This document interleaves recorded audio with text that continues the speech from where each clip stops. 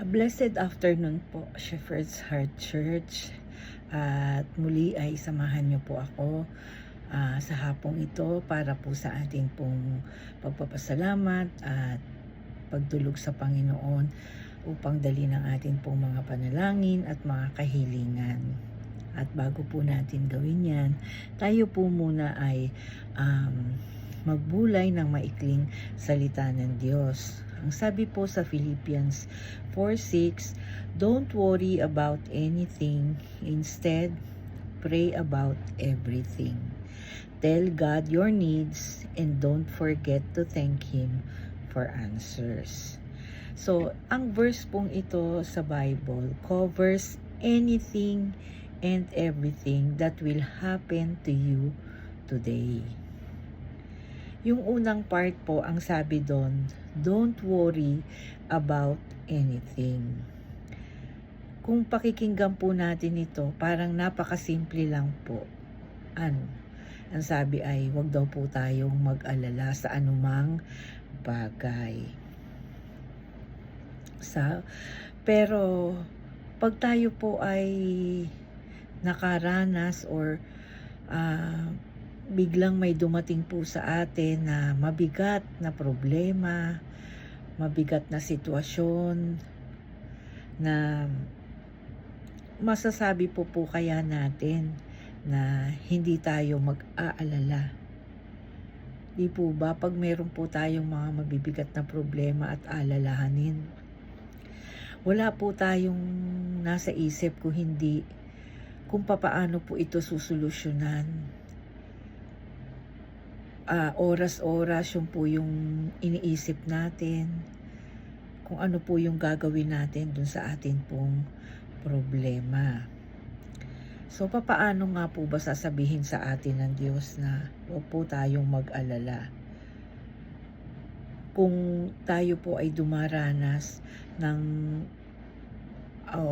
nandun po tayo sa isang mabigat na sitwasyon na sa pakiramdam natin parang napakahirap maresolba o mabigyan ng solusyon, or wala po tayong kakayanan para po ito ay ma-solve natin, Pero ang maganda po dito sa verse na ito, hindi naman po yun natatapos sa don't worry about anything. May kasunod po yun. God goes to say, instead, pray about everything. So, instead daw po tayo ay ipanalangin po natin yun. Ipanalangin natin ang lahat ng bagay. Pray about everything. Because prayer is the antidote God gives for worry. So, ang prayer nga daw po, o ang panalangin, ang lunas para po sa ating pag-aalala. Yun po ang sabi ng salita ng Diyos. At ang malaking katanungan, ito ba'y nagawa na natin? Ito ba'y nasubukan na natin na kung tayo ay nasa isang sitwasyon na sa palagay natin ay mabigat at wala tayong magawa? Nasubukan na ba nating manalangin at lumapit sa ating Panginoon? So today, every time that worry pops in your mind, immediately turn it into a prayer for God's help. So pag daw po tayo ay nagkaroon ng alalahanin, agad-agad tayo ay manalangin upang humingi ng tulong sa ating Panginoon. Kasi po ang tendency natin, kahit po tayong mga Kristiyano, minsan sinasabi natin, napakaliit naman itong problema ko para abalahin ko pa ang Diyos.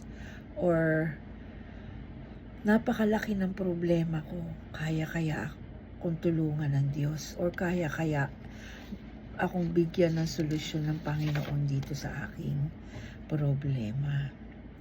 Alalahanin po natin, always remember, nothing is too large or too small for God. At wala rin pong imposible sa Panginoon. Walang mahirap na gawin para sa Diyos. Siya po ay makapangyarihan sa lahat. Siya po ay unlimited God. Limitless po siya kasi minsan po tayo ikinakahon po natin ng Panginoon. Pero hindi po natin siya kayang ikahon sapagkat siya po ay walang hanggan, limitless ang kanyang kapangyarihan. He's an awesome and amazing God. That's why He tells us to pray about everything. Yes, every worry that comes to our mind. Ang problema nga lang po minsan sa atin, pag tayo nananalangin, mabilis po tayong sumuko. We easily give up, no? Minsan, isang beses lang natin nanalangin, tapos na po tayo dun. Pero ang totoo po, dapat pray until God answers. Hanggat po hindi pa tumutugon ang Panginoon, patuloy po tayong manalangin. Remember, we need to pray every time we worry. At yun po ay talagang gawin natin kung kinakailangan. God urges us to turn every worried thought into a prayer. Imbis na po tayo'y mag-alala, manalangin po tayo. And do you want to worry less? Then you pray more. Whenever you start to worry, stop and pray. Purihin po ang Diyos.